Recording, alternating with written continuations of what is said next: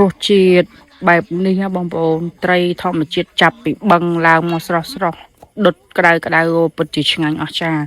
ជីវិតមួយដែលខ្ញុំតែងតែពងប្រាថ្នាតាំងពីក្មេងណា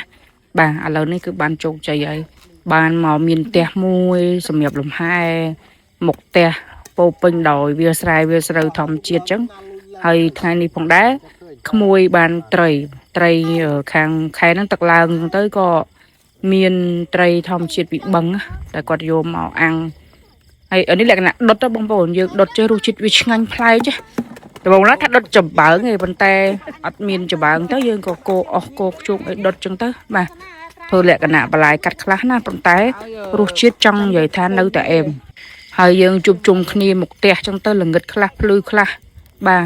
ដុតត្រីញ៉ាំចឹងទៅហើយកម្រងដំបងដុតតាពីដល់ពេលចិត្តឆ្អិនហេមកទៅមិនក្រន់ណាថែម2ទៀតហ្នឹងថែម2ទៀតទៅពួកអីអាហ្នឹងវាឆ្ងាញ់ហើយញ៉ាំអត់ដឹងឆ្អែតទេបងប្អូនអូយើងបែបធម្មជាតិស្រុកស្រែយើងញ៉ាំបដាយើងស្ដាប់សលេងចរិតយំបដាណាពេលយប់ហើយក្លិនស្រូវហូរហើមកប៉ះច្រមុះយើងក្អូប្រហើមកជាមួយសំឡេងចរិតយំប៉ាត់ជុំវិញខ្លួនហ្នឹង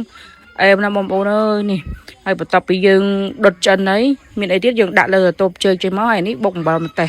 ទឹកជ្រលក់នោះមាន2-3ម៉ូតប៉ុន្តែខ្ញុំរើសយកអំបិលម្ទេសបងប្អូនអូឆ្ងាញ់សាហាវខូខើបាទចង់និយាយថារសជាតិនេះមកជីវិតហូបបានប៉ុន្មានដងទៀតបាទចង់និយាយថាវាអស្ចារ្យមែនទែនវាហូបឆ្ងាញ់ហើយបូករួមជាមួយនឹងអារម្មណ៍ដែលស្ងប់សុខសន្តិភាពបងប្អូន